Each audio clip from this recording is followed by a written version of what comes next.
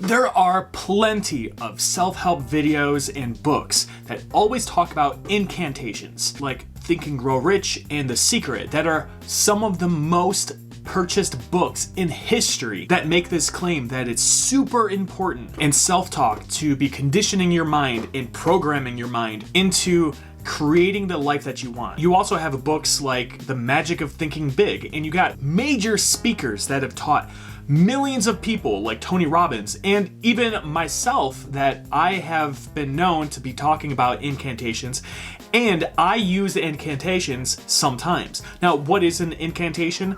An incantation or an incantation is an affirmation just juiced up and spiced up a little bit, such as when you say, an affirmation is, I'm happy, I'm happy, I'm happy. And sometimes people even listen to, subliminal messages on their headphones, thinking that it's going to be programming them while they sleep or while they're at work, while they're listening to music. But that's not how our brain works. That's not how our subconscious works. See, me, I even have my own list of incantations that, I'll even list in the description down below. And by the way, while you're down there, why don't you hit that like and subscribe button if you haven't already. Thanks. My main point is incantations can be like, I love myself, I love myself, I love myself. That's an affirmation.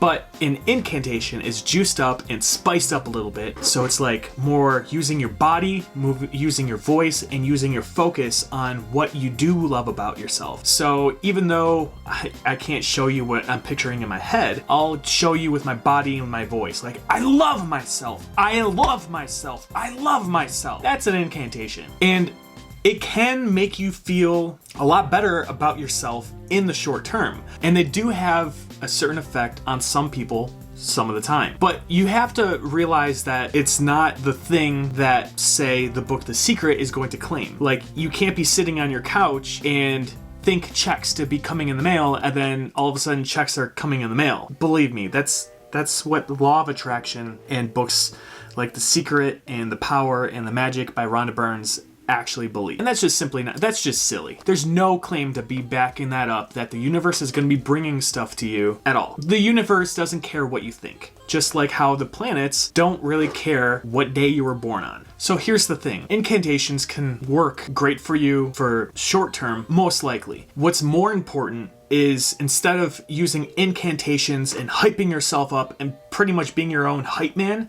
or hype woman, incantations can even stale out and even cause depression if you just keep at it and you're really hammering it down like, yes, I love myself, I love myself, I love myself, right? Because when people just have the affirmation or incantation, but they're not taking the action that they need to accomplish the result, it can kind of backfire on themselves. And you can start to question your own reality. Well, do I love myself? Like after the incantation. Well, some people are going to be saying, you're doing incantations wrong. Or you need to focus more. Or you need to think about the positive things. Listen, I've been using incantations myself on and off for about 10, 11 years or so. And like I said, they work great, but they don't work great for everybody. And if they do, they don't work great for everybody all the time. They can even backlash. So if you're saying, I am worth $1 million, I am worth $1 million. But when you go home and you realize you don't live in a big bougie mansion, then you can start questioning yourself. And that's where the backlash comes in. And that's where it can really dawn on yourself. But I will say, feeling more resourceful and being more kind to yourself is most certainly the better of the two options. And it can be much better for many people. You can even create a powerful metaphor for yourself, which comes from your true, authentic self. And that itself can overcome negative self-talk and lack of action. And the way that we can do this is we can create metaphors. Now, I study an Ericksonian hypnotherapy type of solution.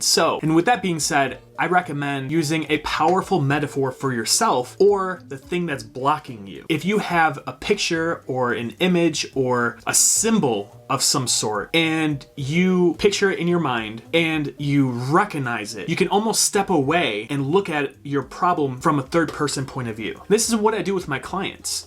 So if my client is suffering from say, anxiety. Sometimes it really helps out by asking them if that anxiety you have over this subject is a thing, or an animal, a symbol, or a bird, or anything, right? Or a monster. What would it look like? And I have them picture it in great detail, or as much detail as they can. And then I say, that's interesting. So now that we know what it is, what would you change about it? And it gets them thinking in another point of view as if they have control over it, because they do. You can have control over anxiety, depression, lack of action, and that's what I want to be covering right now. And sometimes these metaphors can you can relate them to a spatial experience as well. But my main point is, once you step away from that and you realize that it's maybe not as bad as you might think, or you can look at it from a different point of view so that way you can tackle this issue and then move on past this.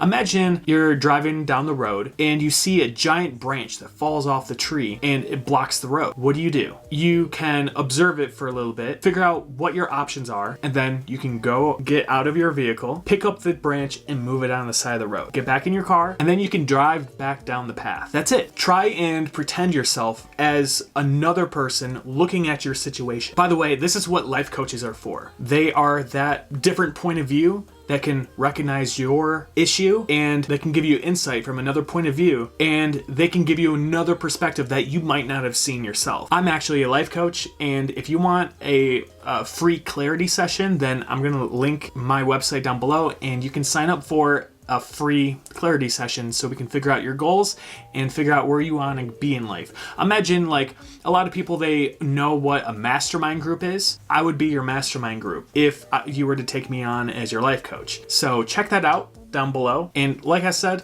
it's free to sign up. So what you can do, say if you have an issue, is pretend that you're another person looking at your situation and ask yourself, what might have you have recognized or not have been able to recognize before that other point of view of yourself? And ask yourself, how can you overcome these issues in your life right now, whatever situation it is? That might help a lot better than just saying, I'm happy, I'm happy, I'm happy. Because guess what? You're not going to be happy all the time. And the times that you aren't super happy and you're asking yourself, am I really that happy? I hope this clears up a lot of things on incantations. And if you haven't already, subscribe, hit that like button, because it really helps me out. And I'll see you in the next video.